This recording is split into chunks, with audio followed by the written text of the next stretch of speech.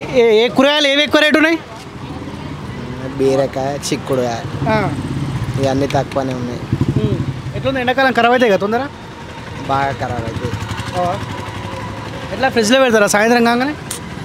సాయంత్రం అనే పడేస్తే అంతే, అది రేపు బెటర్. అది అవునా? ఇతను ముస్లిమానే కాదు, హిందువునే. కాదు జరా గడ్డం మెన్స్ ముస్లిం లాగానే ఉన్నా. గడ్డం ఉన్న వాళ్ళ ముస్లిమ్స్ అవుతారా అన్న? నేను ఎట్లున్నా ముస్లిం లాగానే ఉన్నా. నువ్వు ముస్లిం లెక్కలేవు. మీరైతే ముస్లిం లాగానే ఉన్నారన్న. నేను ముస్లిం కాదు, హిందువునే. హిందూనేనా? ఎక్కడనే కరీంనగరేనా? కరీంనగరే. అవునా? ఎట్లా ఉంది కాంగ్రెస్ పరిపాలన? కాంగ్రెస్ పరిపాలన ఇంకా ఏం సైజులే. నేనైతే ఆ పరిపాలన గురించి చూడలే ఇంకా అటు ఇంకా 120 రోజులు అవుతుంది. ఒకసారి చూడొచ్చుగా మరి ఎట్లుందో. ఏం చూడాలి, ఇప్పుడు చూసేటట్టు లేదు. తెలుస్తుంది కదా, ఇంకా కొన్ని రోజులు కావాలి. మాలాంటి వాళ్ళు తెలియాలంటే ఇంకొన్ని రోజులు పడుతుంది కదా.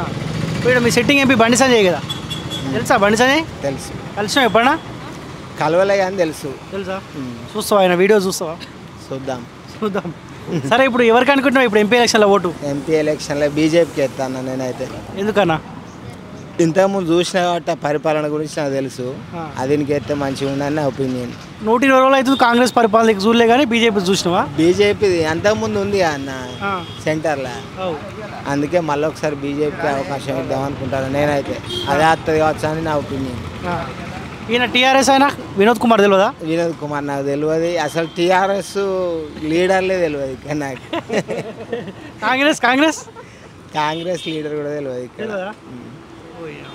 ఇక్కడ కాదా ఇది? ఇక్కడనే. ఎన్నేళ్ళ నుంచి ఉంటున్నావే? రాజకీయం గురించి ఎక్కువ ఆలోచించామన్నా, మాది మేము చూసుకుంటాం.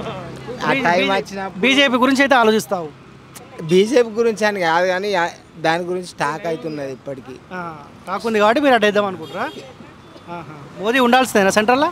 ఉండాల్సిందే అంటారు.